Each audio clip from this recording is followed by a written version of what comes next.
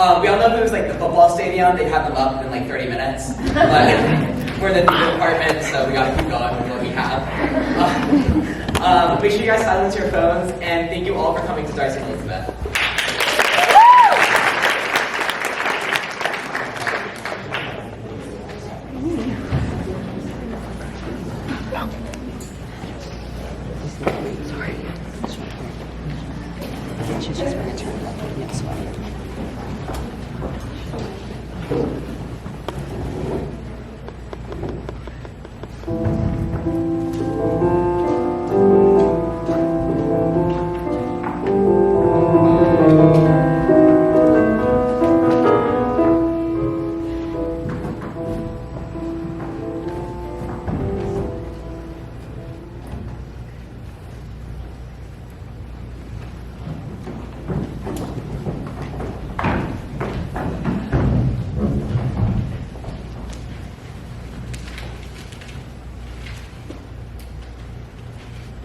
My dear Mr. Bennet, have you heard that Netherfield Park is let at last? I have not. But it is, for Mrs. Long has just been there and she has told me all about it.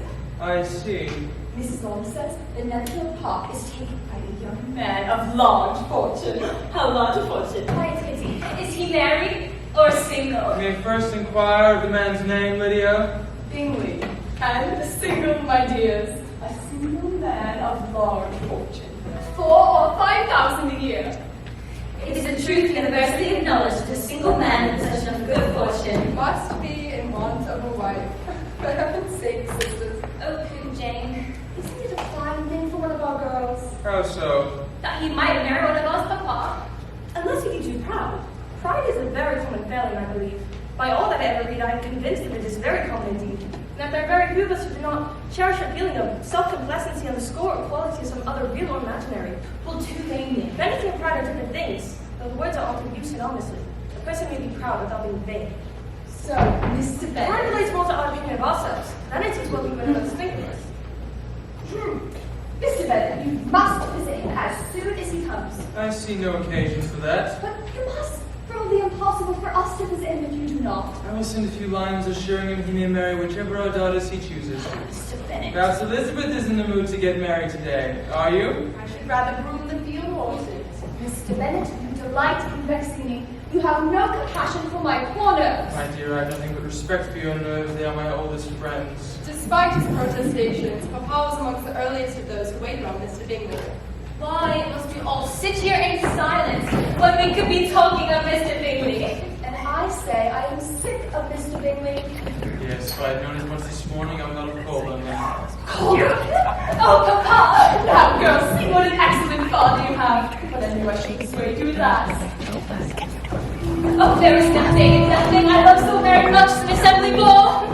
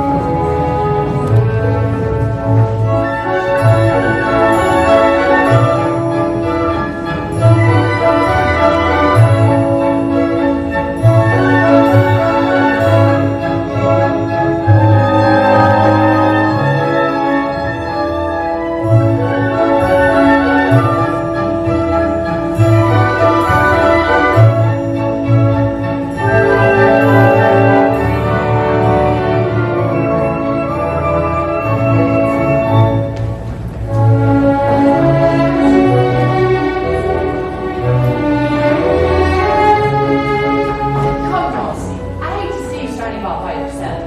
You must dance. You know me, how I detest it unless I'm particularly acquainted with my partners. Only pretty. The part of the eldest was the only handsome girl in the room. Oh, there. Her sister is ill. And I would ask my partner to. She is tolerable and insufficient. Do you not wish to be dancing, sister? But I found insufficient friends. In what way? But enough with me. You, I see, have found an excellent partner. Mr. Bingley is just what a young man ought to be. So much ease and such perfect good breeding. He is also incredibly handsome, which I believe all young men should be if they possibly can. Elizabeth, do you not notice that Mr. Darcy seems to always be on the fringes of your conversations? Is he?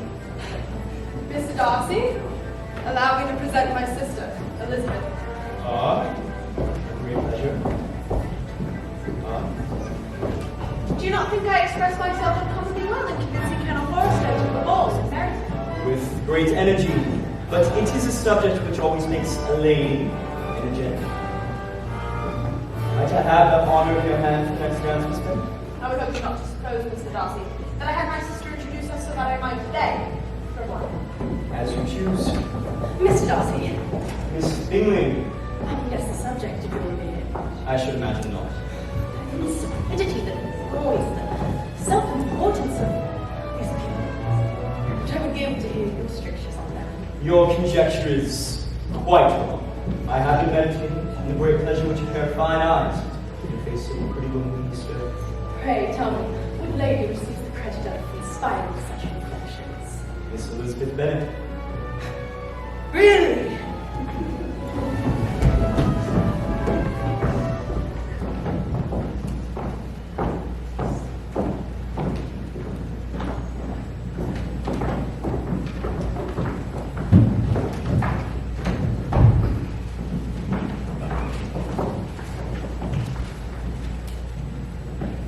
Soon enough at Longbourn, Jane found herself in a seat and an invitation from Mrs. Bingley.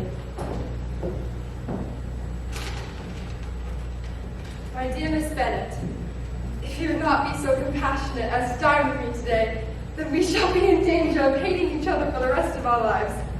We shall dine with my brother, you see, as well as other gentlemen. Yours ever, Caroline Bingley. He has imposed on his sister so that he may see you. May I have the carriage, Father? Oh, no, Jane. It would be far better to go on horseback, as the weather looks ill, and you may have the good fortune to be thoroughly soaked and stay at the Bingleys in ill health. Mamma's upstairs, between torrents, and soon Jane sends a letter. My dearest Lizzie, I find myself ill this morning, and Mr. Bingley will not hear of my returning home until I'm feeling better. She is ill. I will go to her.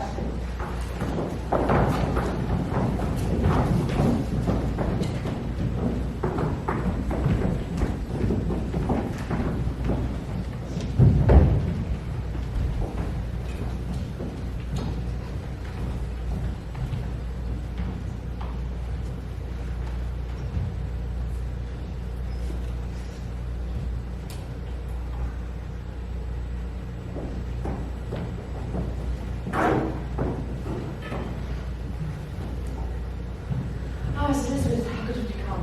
A pleasure, Mr. Bingley. My sister's letter gave me some cause for concern. I'll take you to her. Oh, Jane, you are flushed. I would be most grateful, Miss Elizabeth, if you would remain to your sisters quite well. Mr. Bingley, I cannot attempt to thank you for your kindness. Anything so far beyond the occasion's best. I can envision great in the process. Well, he is most attentive. Indeed he is. Lizzie, how did you get here?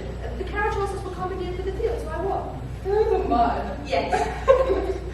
To walk 3 miles, 4 miles, 5 miles, whatever it is, ankles deep in the mud and alone, whatever could she mean by it? It seems to me to show an abominable sort of independence and complete indifference to Deborah. It shows an affection for her sister, which is everything. I have an excessive regard for Jane Bennet, but with the father and mother of such low connections, she will only find marriage with a farmer or a tradesman. Ah, Miss Elizabeth, your sister improves, I hope. She's resting, but wishes not to be unsociable. I say, sister, perhaps go to be cleaner in place of lively soldier. Splendid. Perhaps Spanish seized the opportunity to dance with me.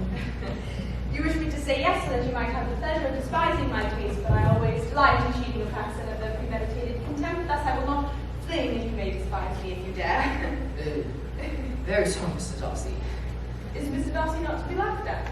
The wisest investor man may be rendered ridiculous by persons whose object in life is a joke. I'm sure there are many such men, but I hope I'm not one of them. I know I laugh at follies and nonsense, whims and inconsistencies, but that is precisely what I suspect you are without. It has been the study of my life to avoid those weaknesses, which often expose a strong understanding of ridicule. Such as vanity and pride. Yes, vanity is a weakness indeed, but pride, where there is a real superiority in mind, sometimes justified by the false pride that we, in my good opinion, once lost forever. That is a failing indeed. However, you have chosen your fault well. I really cannot laugh at it. You are safe from me. There is, I believe, in every disposition some natural defect, which even the best education cannot overcome. And your defect is a propensity to hate everyone. And yours is to willfully misunderstand them. On Sunday, the carriage was sent and Jane and Elizabeth returned home. Paul suggested a stroll to Meryton, when we soon espied A newly arrived officer of the regiment. you who, A most gentlemanlike appearance who was introduced to. an officer already of our acquaintance as, Mr. Wickham. His appearance was greatly in his favor. in all the best parts of beauty, A fine countenance. a good figure, And a very pleasing address. How do you do? A lucky chance this is indeed. At the officer's pay table, the plan which has spoken of much in all of that application. You are Miss Catherine and Miss Lydia, you're not? Wrong way round. Quite topsy-turvy. I hope I'm not incorrect addressing you as Miss Elizabeth Bennet, are you not? I am. I solicit your further acquaintance. Our society is not extensive. I venture we meet again. Just then, Mr. Bingley and Darcy came running by. Mr. Wickham barely touched his hat. Mr. Darcy coldly averted his gaze. Whatever could it be? Before walking on, we naturally enjoined Mr. Wickham to pay us a visit. I'm gratified to be asked, Miss Lydia. You're 5 sisters, so you'll be sure to fall in love. Lydia! I fear we both something army that greatly in feminine instruction. Miss Elizabeth. Mr. Wickham. Baba, our sister, has made a conquest. When Mr. Wickham made good on his promise, he quite boldly suggested that I show him about the ground. May I say that I'm personally delighted with your acquaintance, I can't see very quickly, but and sincerely meant. I couldn't help but noticing a certain coolness in the regard passing between yourself and Mr. Darcy. You have a keen eye, Miss Bennet. Very close there. I have, I fear, considerable knowledge of him. The elder Mr. Darcy, his father, was excessively attached to me. My father was his estate manager. The elder Mr. Darcy knew the church ought to be my profession and promised me the family cottage working out elder. Or if not, a sum of money, begin life as I wish. All were countermanded by young Darcy after his father's death. I should not have thought Darcy as bad as this. Mr. Darcy can please what he wishes.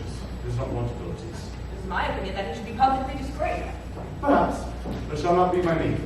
Miss Elizabeth, allow me to say that despite the troubling aspect of our subject, you have not been a witness to like that. You who is to Wickham. Back at Longbourn, Mr. Bingley has sent a personal invitation to the long-expected ball in Netherfield.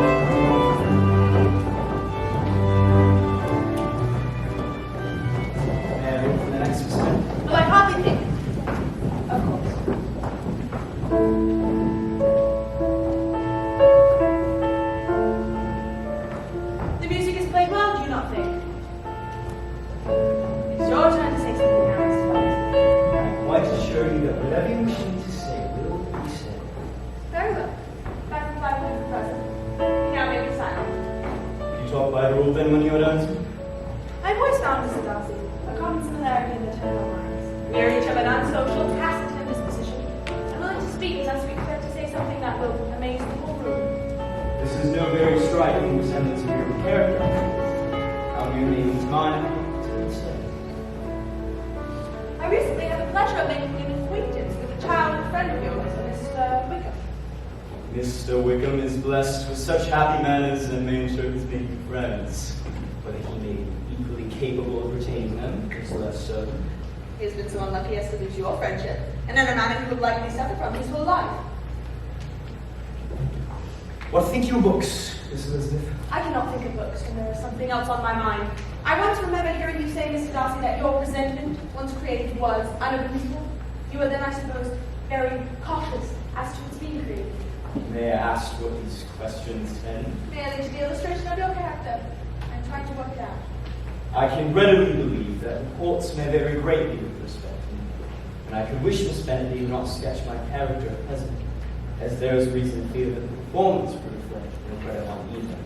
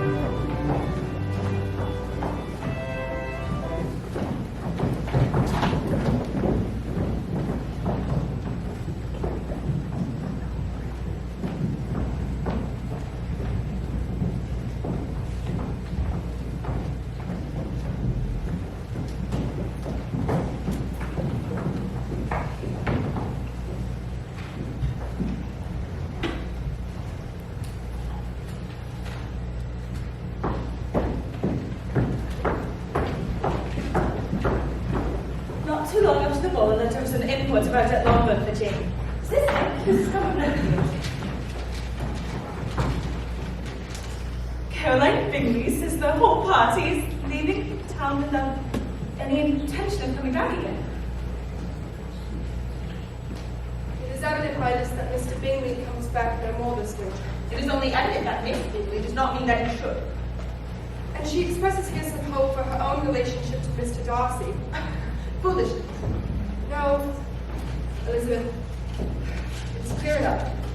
She neither wishes me to be her sister and is perfectly convinced of her brother's indifference towards me. It is this. Miss Bingley sees that her brother is in love with you and rather wishes him to marry Mr. Darcy's sister, Georgiana. I also suspect that Mr. Bingley's regard was suppressed by the interference of his friend, Mr. Darcy. Perhaps I have only imagined Mr. Bingley's regard. I think no ill of him or his sister. It was only an error of fancy on my side. You are too good. I have come to mistrust the consistency of all human character.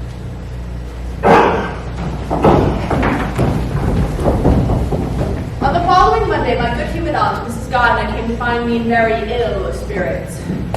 Lizzie. You are pale, Elizabeth. Are you ill? Not ill, but quite furious. I have a poor opinion of young men altogether. Perhaps stupid men are the only men left in them.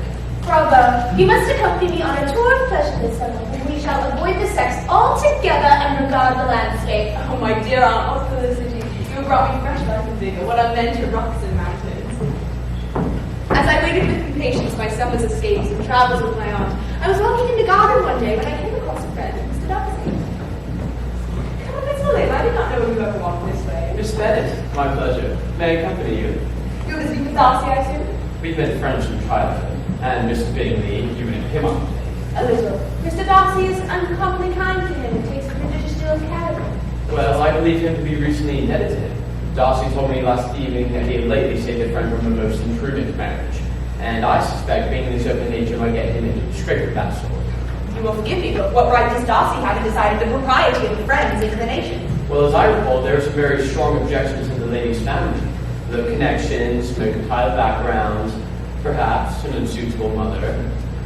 Well, here's my turn. Good day to you, Miss Bennet. An unsuitable family? Miss Bennett, Mr. Darcy, I had hoped I might encounter you. Would it be suitable if I inquire of your health? my health. As I had not encountered you these past days, I thought it suitable to inquire of your health. My health, Mr. Darcy, meets all the usual standards. Ah. Yes. Ah. It will not do. My feelings will not be repressed. You must allow me to tell you how ardently I admire you. Love. You. I see I dismayed you. I know I should have declared myself at an earlier date, but there were, of course, family obstacles, the general sense of your social inferiority, my way of life, and the history that might, given your circumstances, disclude you. And thus my feelings grew against my will and reason. But I found it possible to conquer my feelings. I can only express that these feelings will not be rewarded by your acceptance of my hand. There. Mr. Darcy, it is in situations like this in which the common courtesy is to give thanks for the sentiments about, however unequally, they may be returned. But I cannot. I have never asked for your good opinion. You bestowed it upon me most unwillingly. I must leave you. And this is all the reply to which I am to have the honor of expecting? I might perhaps wish to be informed where so little inevitability I must reject it. You told me, sir, that you liked me against your better will and reason, but I have other provocations. You know that I have. When I accept a man who has been the means of ruining the happiness of a most beloved sister, you have divided Mr. Bingley and Jane from each other, thus involving them in misery of the most acutest kind. Can you deny that you have done it? I have no wish to deny that I did everything in my power to separate my friend from your sister, and thus save them both from an unsuitable marriage. Quite clearly said that it is not only this affair on which my dislike is founded. The content of your character was revealed months ago in conversation with Mr. Wickham. Wickham? You take an eager interest in that gentleman's concerns. And who would not? Knowing his misfortunes which are of your infliction, you have denied the rights owed to him, thus dishonoring your father's wishes. And this is your opinion of me? I thank you for explaining it to me so fully. You are Mr. Darcy, the last man on earth whom I could ever be prevailed upon to marry. You have said quite enough, madam. Forgive me for having taken so much of your time and accept my best wishes for your health and happiness. Has ever marriage been so proposed? The next morning I awoke to the same thoughts that had kept sleep at bay for so long and sought air and exercise to clear my mind. I've been wandering the grove for quite some time, good to Will you do me the honor of considering?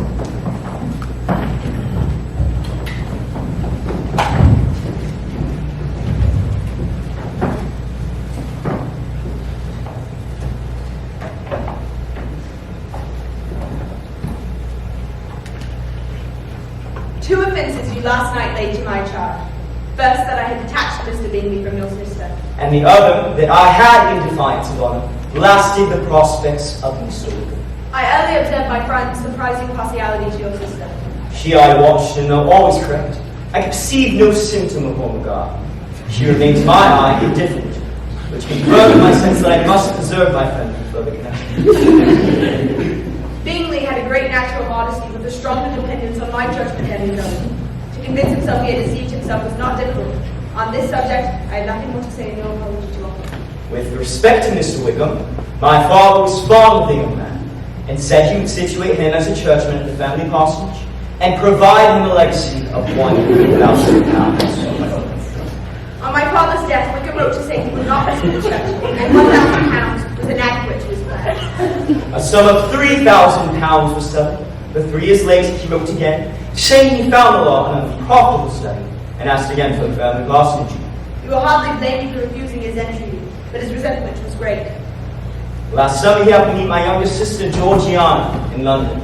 She was but 15 at the time and was persuaded to believe herself in love and consent to an elopement with him. I wrote to Mr. Wickham in an undisguised heat, and he left London immediately and alone. His chief object was my sister's fortune of £30,000, and the hope, I think, of revenging himself on me.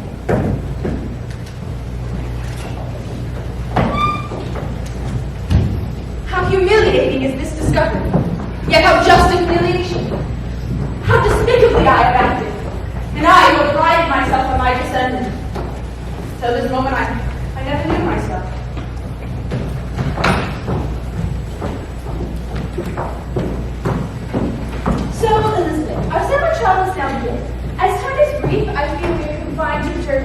affair, but that links us to the delights of Warwick, Lamberton, and of course, Pemberley.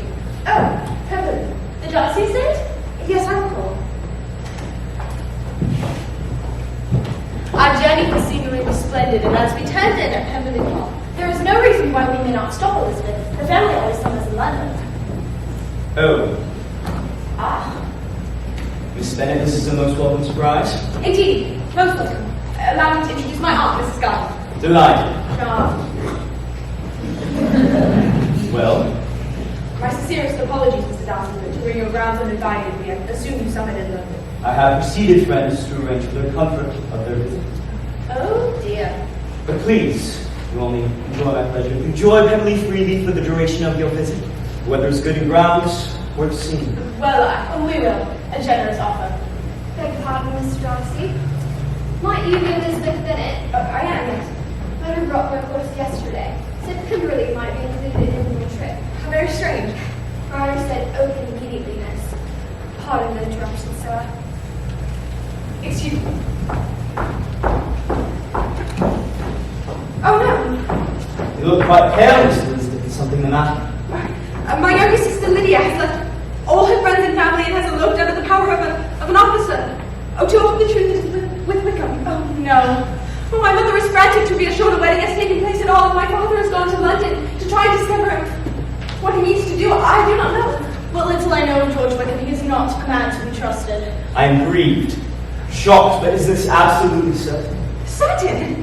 How is a man like Wickham ever to be worked on? How are they even to be discovered? Is there anything? Very kind, but Would you have anything be said or done that might offer consolation in such distress? I must go at once. Thank you, sir, for your courtesy. I never perceived that while the regiment was in Hertfordshire that Lydia had taken any partiality to Wickham, but rather wanted encouragement to fall in love with anybody. A girl so indulged. And it is all my fault. Knowing what I did at Wickham, that I had not the foresight to make the knowledge public. Janie, mother, Thank heaven you've come. have we heard from the fugitives? Not yet. And your father has gone to London to find Wickham. He shall shoot the scoundrel through the heart, and we shall all be ruined. Lydia wrote that it'd be a fine joke. Next time she signs her name, it shall be Lydia Wickham. Father, my dear Mr. Bennet, Let me sit. oh, what you must have endured. What business? What a terrible business. I've indeed seen Wickham, who intends to marry Lydia, but he wishes a sum assured of her of £5,000 and a yearly allowance of 500. How am I ever to pay the man? How could I even borrow such a sum? Father, mother, sisters. You never get a carriage. Lydia, Congratulate me, sisters. When I went away, I am sure I had no idea of being married. Though I thought it would be very good fun if I was. Oh, dear Jane, I must take your place now, and you must go alone. Because I am a married woman. You see, I married her. Of course I have, mother. It was all arranged with your father, your settlement. Agreed? We were married, you know. That's it. Because of those lodgings up located in that part. And it was set that we should all be there by 11 o'clock. Well, just as the carriage came to the door, Wickham's uncle, who had impressed in his service, was called away on business. And I was so frightened that the wedding might maybe put off. But then I recollected Mr. Darcy would do just as well to give me away. Mr. Darcy. Oh yes, he came over to look at me now. The gracious me, I quite forgot. I have not just said a word. It was to be a secret. If it was forbidden a secret, we will certainly ask you no questions. Mamma, Papa, I must go change. Your dear Wickham has seen me in the same gown for 3 days.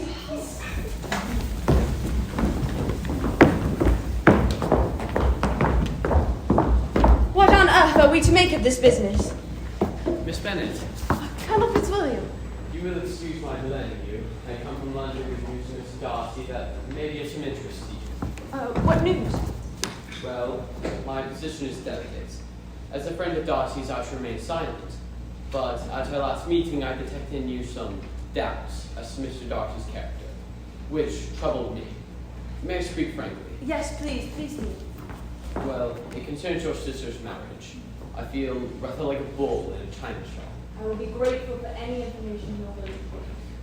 Well, Darcy asked me to accompany him to London to assist in finding Mr. Wickham and your sister. He proclaimed the business to be his fault for not making the Wickham's worthlessness known to you. He called it his duty to step forward and remedy this evil cause. But the evil was in no way brought on by Darcy. Indeed, we managed to unearth the fugitives, where Darcy then forthwith asked your sister to go with him. But he found her resolved to remain with Wickham. Lydia would be Lydia still. Indeed. Darcy then pulled Wickham aside and demanded why he not married your sister at once. Because we are not rich. Indeed. Wickham still cherished the hope of making his fortune by marriage with some other country. Darcy then pulled him aside and gave him a large sum for his acquiescence. I knew it. Listen, I vouchsafe you this information to, I hope, re-establish his reputation in your eyes. He's as honorable a fellow as I am. I thank you, sir. Miss Elizabeth. Fear to interrupt you. I must go. Canon Fitzwilliam. Mr. Wickham. Mrs. Fitzwilliams. You think ill of me, do you not, Miss Elizabeth? On the contrary, I am very glad you married my sister, Mr. Wickham. Shall leave you to your thoughts. Come. We are brother and sister. Let us not quarrel of the past. In the future, I hope we are always of like mind. You are a generous spirit, sister.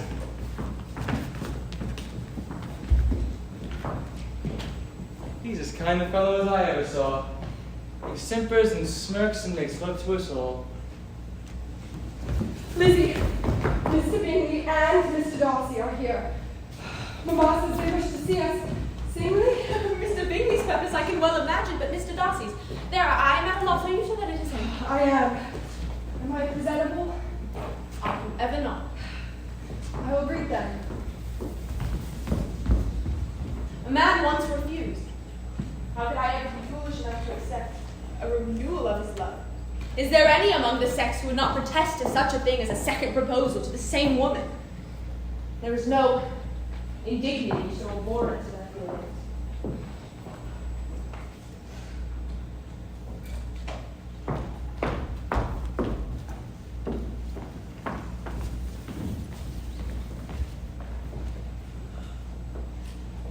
We were delighted, Mr. Bingley, to hear you return from London. Will you be among us long? It is my hope, my resolution, to make Netherfield Park my permanent residence. I see. I'd assume you prefer the city life. Well, I find, Miss Bennet, that there are many things in this country I simply can't do that. Oh, I see. I say, Miss Bennet, might I venture your given name? You might, if I might venture yours. Oh, smashing. My dearest Jane, I wish to express how full it is my esteem for you. I see. My heavens, esteem what we do. I must show affection. I really must.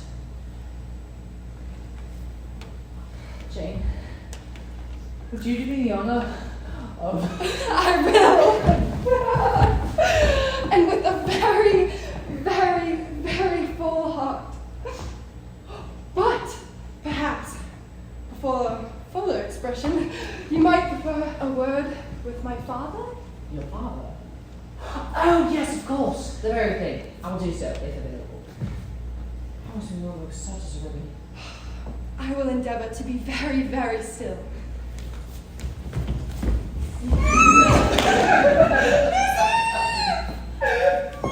Lizzie, what? Too much! Why, far too much! Oh, I do not deserve it. Oh, but if I could see you so happy. You could give me 40 such men and I could never have your happiness. Not until I have your goodness and your disposition, I cannot have your happiness. Or, perhaps, you can. Miss Bennet? Mr. Darcy. Mr. Darcy, I am a very selfish creature, and for the sake of giving relief to my own feelings, but not how I might be wounding yours, I cannot help but thanking you. I'm sorry that you've been informed of what may in mistaken light have given you uneasiness. I do not think Fitzwilliam was so little to be trusted. Do not blame me. It was Lydia's thoughtlessness that first betrayed me to your involvement. Let me thank you again and again. If you will thank me, let it be for yourself alone. Your family owes me nothing. Much as I respect them, I believe I thought only of you. So indeed. Well, you are too generous to trifle with me. If your feelings are still what they were last April, tell me so at once. My affections and wishes are unchanged, but one word from you would silence me forever. Mr. Darcy.